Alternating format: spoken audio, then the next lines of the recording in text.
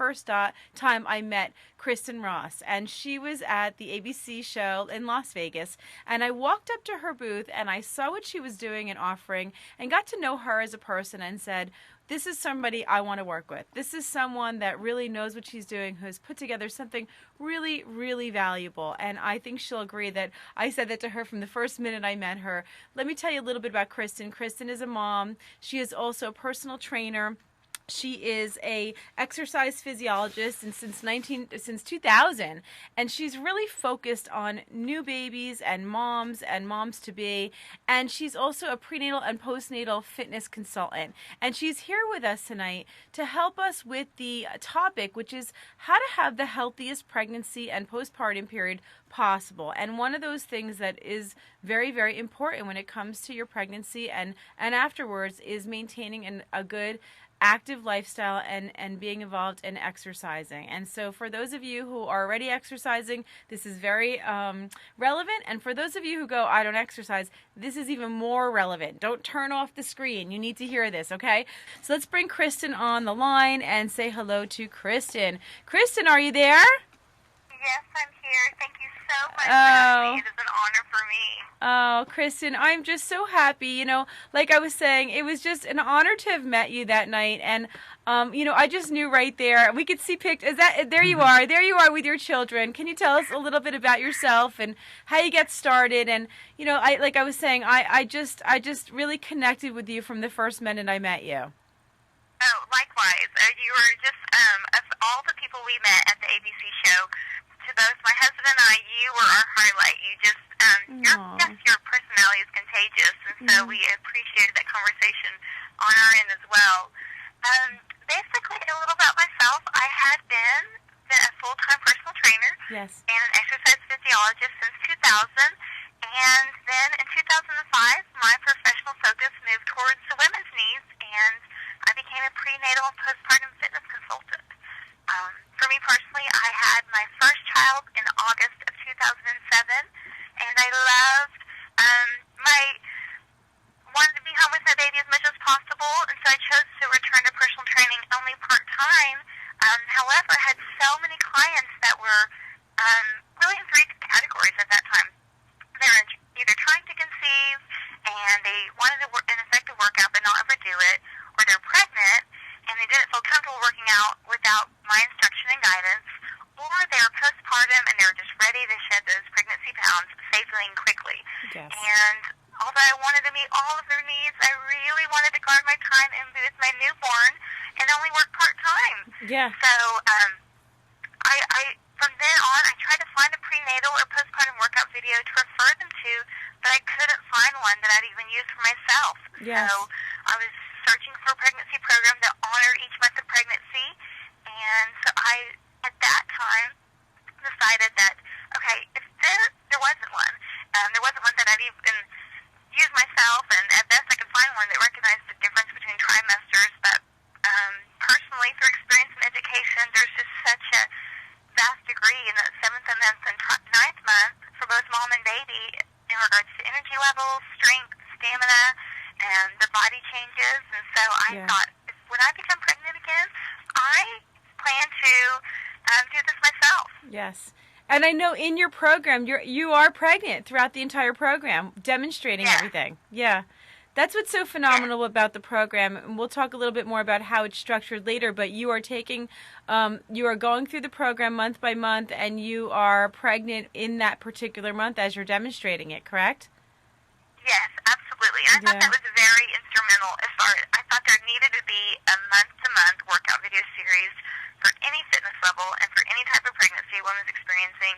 And I really felt in order to relate to pregnant women, the coach, the person in the workout video, should also be pregnant. Oh, for sure. So that women could identify with her. Right. And so it's not broken down by trimester. And you were explaining this a little bit to me last time we spoke, that it's really important that it's not just trimester because there's different needs from 7 months to 9 months and so on, correct? Yes. Each month's workout is customized specifically for that month of pregnancy. It's fantastic. Designed for that month. That's fantastic. And I've never heard of anything like that before. And I know that a lot of what you teach is, can be done right in your home with things that you have in the house, right? Yes, absolutely. The balls and bands and just small dumbbells, equipment that women already have. Yeah. And we created it that way so they don't feel like they have to get a gym membership. And especially if they're pregnant with number 2 or number 3, they can have little ones under their feet and push pause and come back. I mean, it is done for a mom's lifestyle. I think it's great. So let's talk a little bit about what are the benefits. I mean, there are a lot of people who do continue to exercise throughout their pregnancy, but for those of us who may not be exercising beforehand or once they get pregnant decide to stop, what are the benefits of continuing a good exercise routine throughout the pregnancy? Really, during pregnancy, it will, of course, a greater potential to lose all the pregnancy weight, muscular strength and endurance that prevents the low back pain and the increased weight gain that women experience. And also, once they have the baby, they can actually carry that baby and the heavy car seat. That's true. That's true. You need some biceps for that. I said you need some biceps for those car seats, huh? Yes. I remember when I was had my first one, I had no idea that so many women made it look so easy. It surprised me that first time around. Absolutely. So heavy. Absolutely. And I know that, exercise really can help to make for an easier labor as well. Absolutely. Yeah. Absolutely. It does do that just to create the tolerance of the physiological and psychological stresses of pregnancy and just shorter and less complicated labors. Yeah, well, it gives you the stamina and it gives you the flexibility that you're going to need. Labor is work, and you wouldn't go into a marathon. This is how I used to explain it to my clients when I was a midwife, is that you wouldn't go into a marathon not training. And somehow we go into labor without any kind of physical preparation, and it can be a lot harder if you haven't really worked your body. It's a very physical experience. So that's great. So tell me a little bit about what are some of the things that we may want to think about when we are exercising, whether we're using your program or not. What are some of the key points that moms need to keep in mind when they're exercising during pregnancy? When they're exercising during pregnancy, a lot of people know about the heart rate, not wanting that to go over 140, but something that's a little bit easier to gauge if they're not stopping and doing that on a regular basis. Some people may be familiar with that PRE scale, and that scale is on a scale from 0 to 10, and women want to keep themselves at 3 or 4, and 3 or 4 is moderate and somewhat hard. And if pregnant women should exercise at a level that feels moderate and somewhat hard, and ideally choose to exercise in a climate-controlled environment, and of course stay hydrated, especially when Yes. hot or humid weather. Yes. Very, very important to stay hydrated, to drink a lot of water, not only, when you're exercising, but I think most pregnant moms don't realize how much of a water demand their body actually has.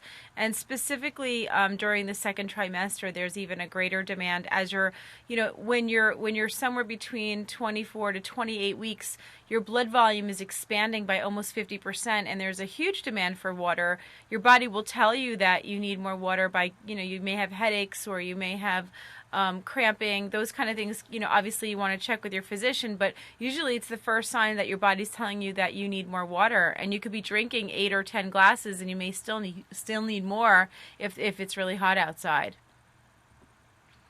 Yes, I agree. Yeah, absolutely. The other thing that I think is important to mention is that, before starting a routine, you want to always check with your provider, whether it's your physician or your midwife, right? Yes, absolutely. And once cleared by them, just they can pretty much do anything as long as it feels comfortable. And the PregFit workouts was really helping women know what exercises to do. I mean, some women haven't exercised at all, and so they want to start once they're pregnant, knowing that it's the best pregnancy for them and baby, but they don't know where to begin and what is okay. And so it really was something that they could do and not feel paralyzed and not do anything. Awesome. Awesome. Yeah, and one of the guidelines I just want to interject is that, like I would always recommend to my clients, again, in my practice, you really, every person is different. And so when you are exercising, it's really important to listen to your own body. Unlike when you're not pregnant, and you're exercising, you kind of push through the pain sometimes. You really can't do that when you're pregnant. That's your body's signal telling you that you're doing a little too much, wouldn't you say?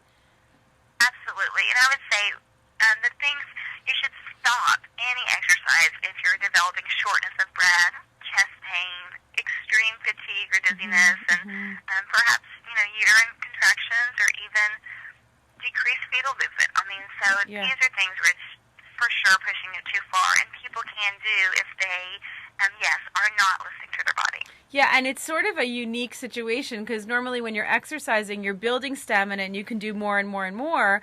But during pregnancy, you actually have to start slowing down as the months go by, which is sort of the opposite of what we expect when we're in an exercise routine. Yes, and like you mentioned before, really preparing for the goal, and the goal is not 26 miles in a marathon. The goal is labor, and so really developing those muscles, those body positions that will be engaged in that event. Yes, awesome. So, we do have a little short clip of your video that I would love to show. Can we do that? Absolutely, thank you. Okay, great. We're going to show a little clip of Kristen's video. This is Prego Fit, and this is a short clip from her program, so you guys can all see a little bit of what's in there, and it's really great. Hold on a second. Here we go.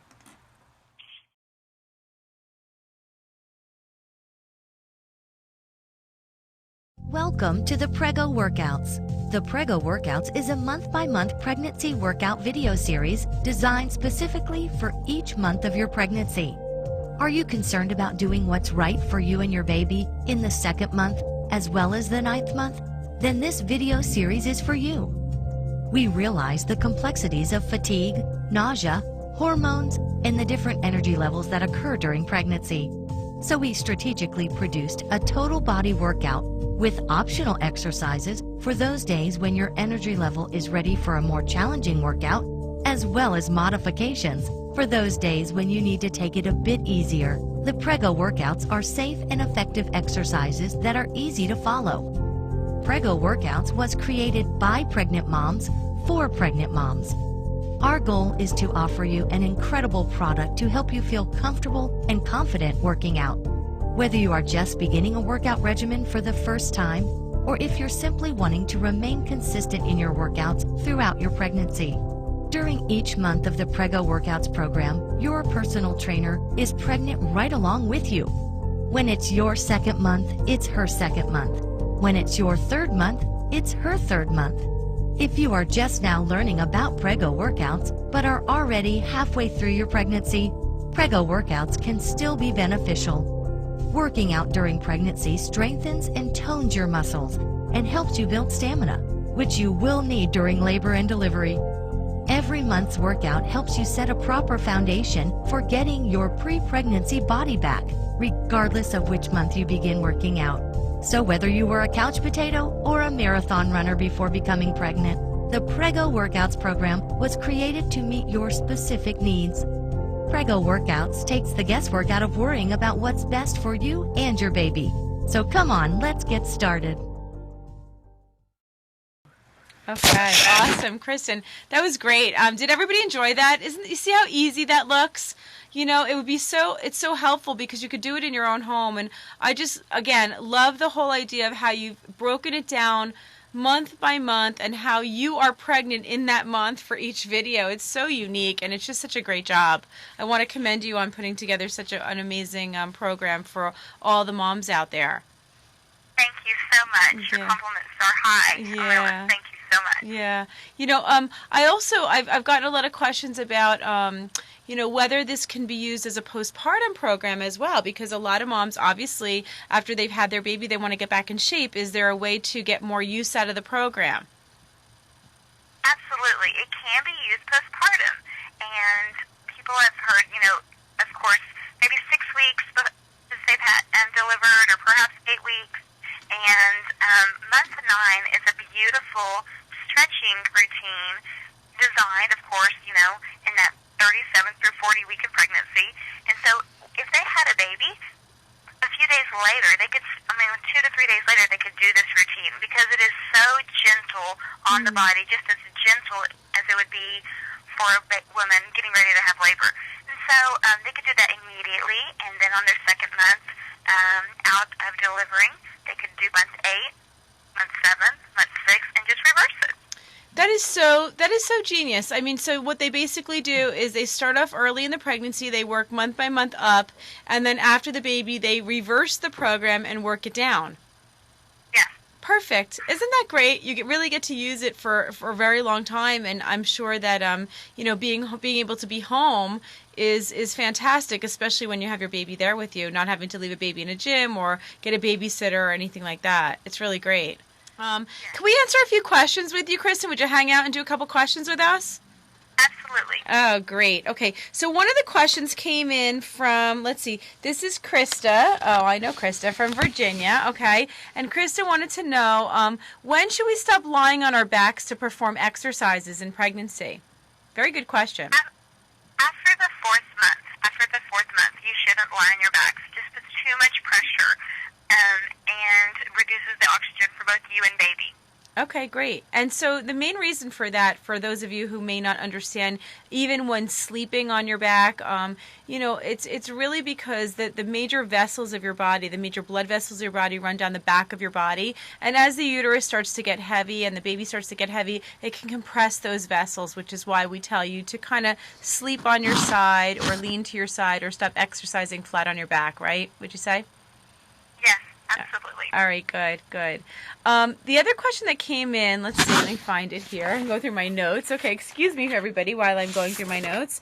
And I would just say while you're looking at your notes, a lot of women ask, they're so alarmed when they are asleep, thinking, I still sleep on my back, or when I was to use the restroom, I was on my back, and your body will tell you. You probably weren't on your back as long as you might have thought you were. Your body will let you know when you need more oxygen, and so to not be alarmed when you're sleeping. Oh, don't I know those 3 a.m. phone calls as a midwife that I used to get from my clients who would go to sleep on their side and wake up on their back and panic that they hurt their baby. And Kristen is so right that if you're laying on your back and you do not feel dizzy, that means that the blood is flowing to your brain. That means it's flowing to your placenta as well. So do not panic if you wake up on your back, okay? Just roll over to your side and go back to sleep and don't worry about it. Being on your side is actually more of an issue when you're in labor, to make sure that you're oxygenating the placenta as much as possible. One other question came in here from Danny. She's in New Jersey. Danny, hi, Danny. Yeah. And Danny said she suffered from symphysis pubis dysfunction during her last pregnancy. Is there any way to avoid this in future pregnancies? Also, are there any at-home remedies to help with the pain? When I had it before, I was sent to a physical therapist, and it was helpful, but it was very expensive. And for anybody who doesn't know what that is, the pubic bone right in the front of your pubic area is actually a joint. And sometimes that can separate during pregnancy, and that rubbing together can cause some discomfort and pain. Kristen, is there anything that we could do to support that? Absolutely. I would say, obviously, not doing a lot of the lower body as far as squats, etc. But there's things that you can still do to develop and strengthen your low body as far as your quads and your hamstrings. A lot of that is on the video. We offer the modifications and optional exercises and showing people that, yes, what would be an exercise that would not be right for them. It's hard to explain an exercise, of course, without showing that absolutely she could still work her entire upper body out and her lower body without putting pressure in that area. Yeah, and there is something else. Another one of our partners makes the baby belly band. We were showing it last week, and it's a support belt for maternity, but because of the way that it's designed, if you do have that sharp pain right in the front of your pubic bone, it's a very specific pain that is sharp when you walk.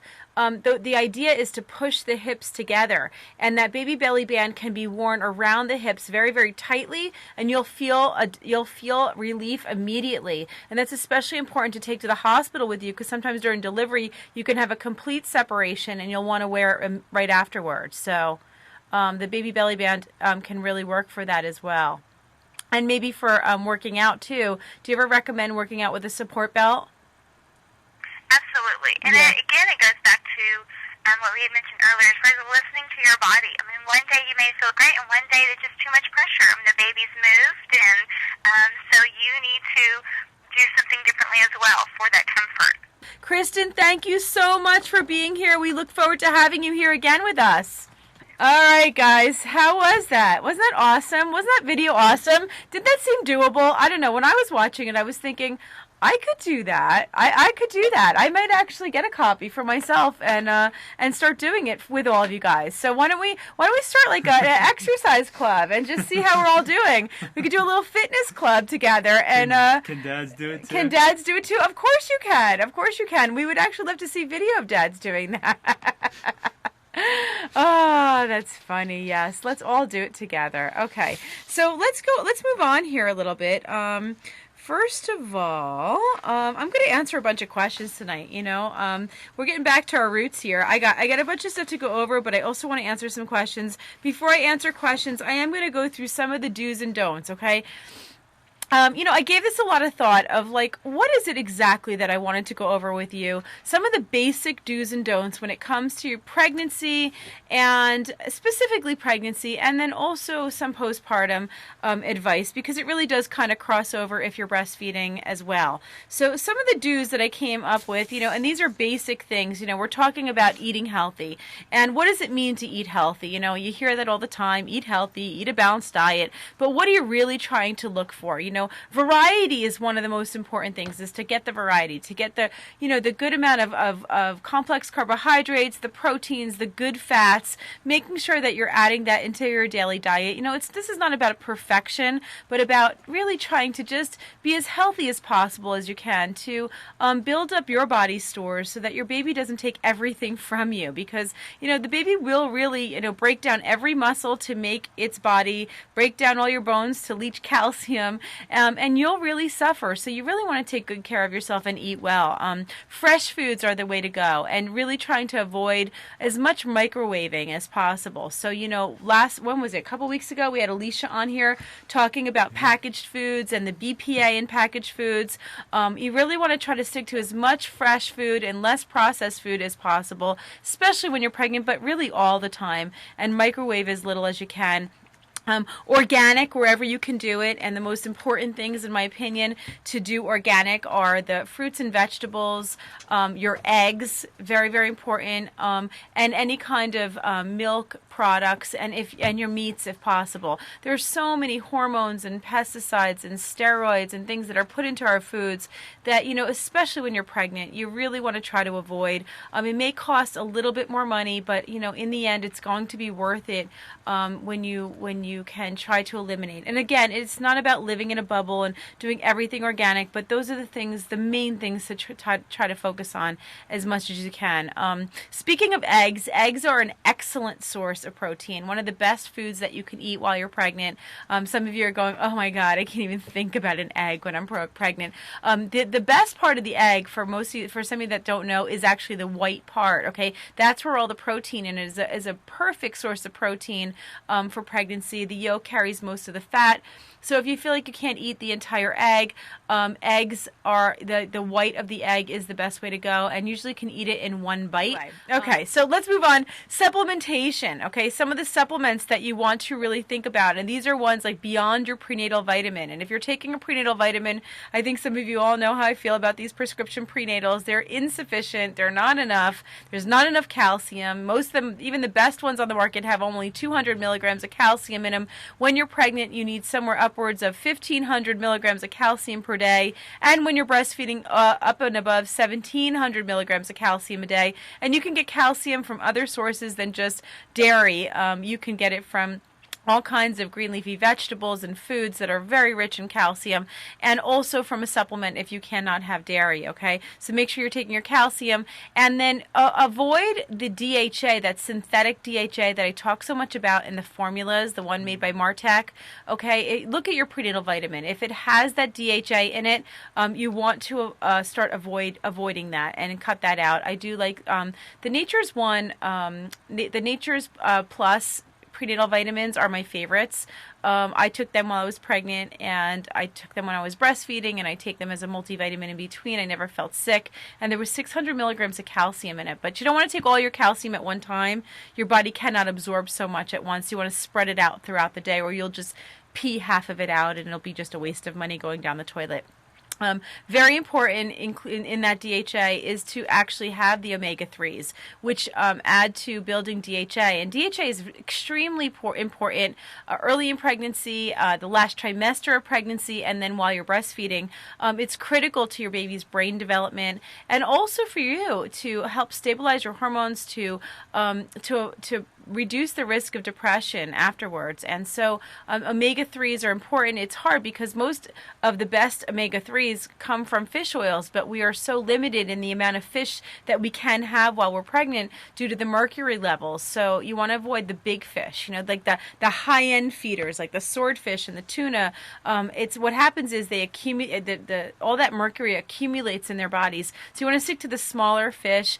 And the best source of omega-3, if you really wanted to just supplement your diet, is with krill oil. Okay, krill oil is really the best source because it also has antioxidants in it as well.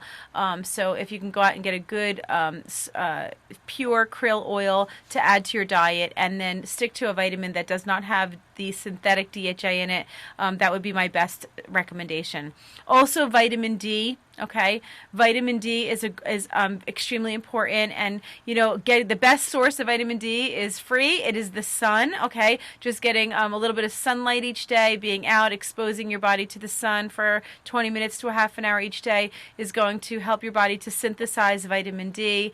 And same with your baby. But in those winter months when there's snow outside or it's raining, you're not going to be able to get that. You want to maybe take a supplement of vitamin D. There's also really good food sources of vitamin D, and you also want to make sure that your levels are at the right point. Vitamin D levels are important to be checked, and it's not part of your prenatal screening. So what I would ask your physician to do is to actually, on some of your blood work, to test your vitamin D levels. I recently had my vitamin D levels checked, and I found them to be low, and we started supplementing with vitamin D. Some of the most recent studies show that vitamin D is one of the best ways to prevent flu. It is just such a great sort of vitamin to help you stay healthy and build your immune system, and especially during pregnancy and for your baby as well. It's probably the one other thing that your baby needs when you're breastfeeding. I really don't recommend any other vitamins other than vitamin D. And if you're getting sunlight and you are not dark-skinned and you live in warm climates where you're outside, you probably don't need anything at all. If you're going to test for vitamin D, make sure you're asking for the right test.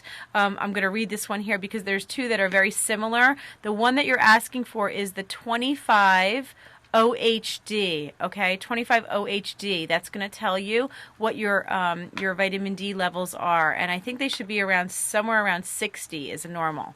But if I'm wrong on that, I'm going to get back to you with that one. I'm guessing that off the top of my head here. I can't remember exactly. Maybe I can find it for you, but we'll get back to you with that one. The other thing, okay, so those are some of the do's. Another one of the do's is making sure that you're getting enough sleep. And all of you out there with babies are going, yeah, easy for you to say, get enough sleep. But if you're pregnant, that can be difficult too.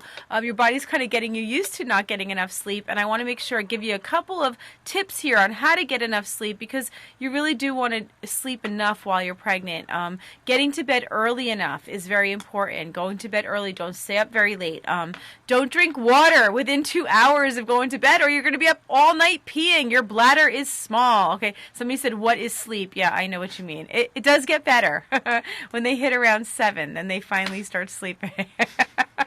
Then the puppy keeps you up all night. All right, avoiding snacks, high sugar snacks right before bed, which is going to Joe's going, oh, puppy, what are you talking about? You see, it keeps getting stuck on my clothes here. Here we go. Hi there. There's a puppy keeping us up at night, crying at night. All right. Okay, so, making sure that you're not eating sugary foods before bed, sleeping in darkness, little bits of light can actually keep you awake and throw off your circadian rhythm, so you want to try to keep yourself in darkness. Keeping your feet warm, which was an interesting thing. One of the things I read was that as your feet get cold at night, it is something that will continue to wake you up, so wearing warm socks to bed, and then, keeping the room temperature at 70 degrees or less will help you keep sleeping longer. Overheating the room will not be good and conducive to good sleep. And then avoiding computer and TV watching within 30 minutes of bedtime is also not good. That blue light powers up the brain and doesn't allow you to really get a good night's sleep. So those are some good tips for having better sleep. The last do that I have on my list is to avoid cell phone use as much as possible. And this is going to come as a surprise to so many of you. I don't know if you know about the amount of radiation that's put off through a cell phone. Children should not be using cell phones, okay? This is really disruptive. It can cause DNA damage to the brain cells.